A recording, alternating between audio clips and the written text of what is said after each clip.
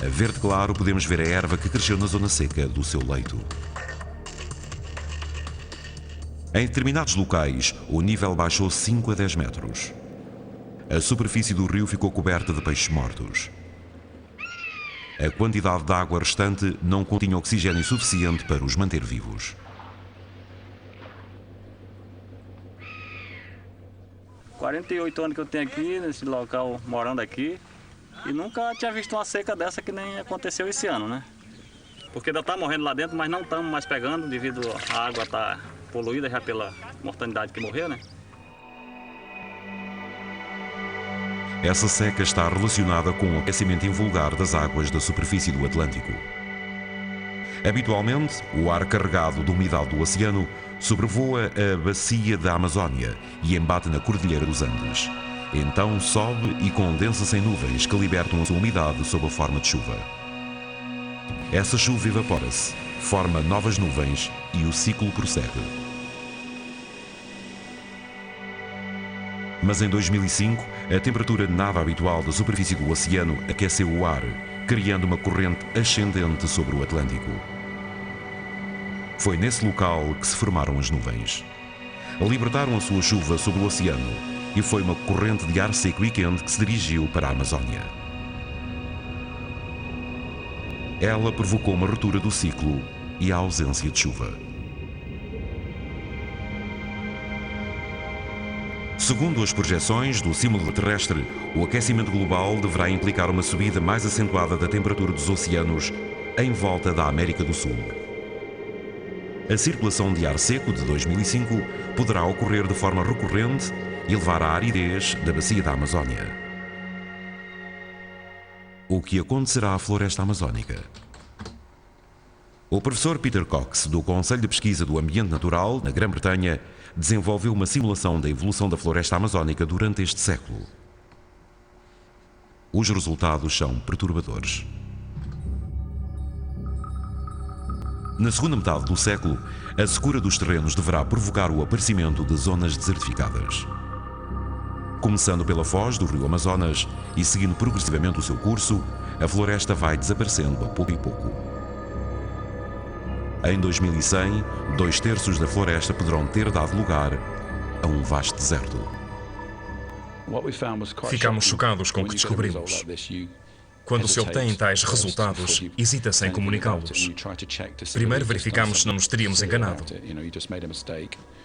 O modelo que utilizamos não tem em conta as causas humanas da desflorestação, apenas o que se deve ao aquecimento global. Mostra claramente que o aquecimento global é, no limite, pelo menos tão perigoso para a Amazónia quanto a desflorestação. Vejamos como poderia ocorrer a desertificação da Amazónia. As precipitações reduzidas implicam falta de água para a vegetação e algumas árvores enfraquecem. Quando uma zona começa a secar, o processo acelera nas zonas limítrofes. Desenvolve-se a savana, posteriormente substituída por ervas. O clima torna-se cada vez mais seco e até a erva terá falta de água. Em 2100, a Amazónia não é mais do que um imenso deserto. A desertificação da Amazónia arrisca-se a ter ela própria uma influência no aquecimento global. As árvores da floresta amazónica absorvem uma quantidade gigantesca de dióxido de carbono. Se a Amazónia se convertesse num deserto, 180 mil milhões de toneladas de CO2, ou seja, o equivalente a 8 anos de emissões mundiais, seriam libertadas na atmosfera. O aquecimento aceleraria e agravaria ainda mais a desertificação. É um ciclo vicioso. De acordo com uma outra simulação, a aridez poderia ter um impacto importante a nível dos nossos recursos alimentares.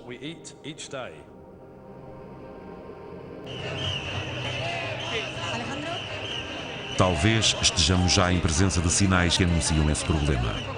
Em julho de 2005, no sul de Espanha, 75 mil agricultores manifestaram-se. A água era o alvo das suas reivindicações.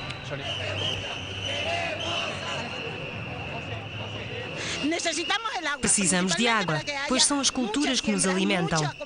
A água é fundamental. Em 2005, a Espanha teve apenas metade da precipitação no ano normal. Em Madrid, o tempo foi o mais seco em 145 anos. Mas foi na província de Múrcia, no sul do país, que os efeitos da seca foram mais dramáticos. A região é célebre pelos seus frutos e legumes, e à primeira vista, estes pessegueiros parecem verdejantes.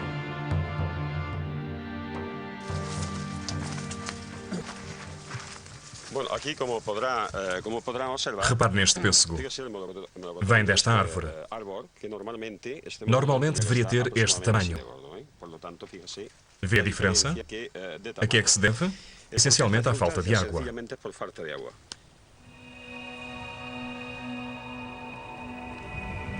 Essa seca inusitada também afetou profundamente a produção de cereais. As grandes regiões cerealíferas espanholas tiveram apenas 1/3 das precipitações habituais.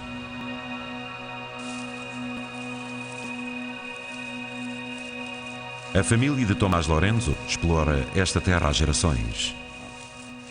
Ele cultiva trigo em mais de 90 hectares.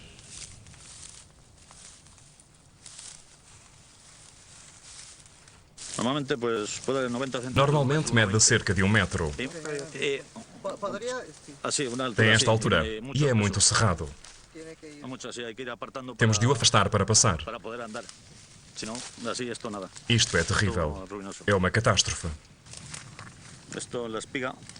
Normalmente as espigas têm muito grão.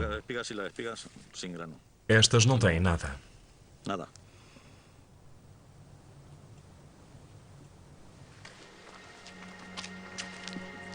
Eis o silo de cereais.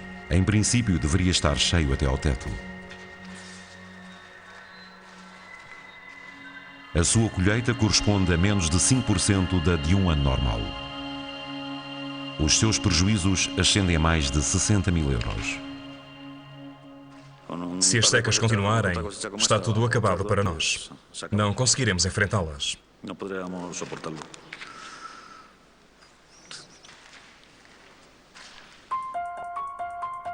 Em 2005, a produção de cereais espanhola caiu mais de 40%. O governo teve de pedir à União Europeia uma ajuda de 8 milhões de toneladas de trigo. Mas há anos que a aridez do clima espanhol se vem acentuando.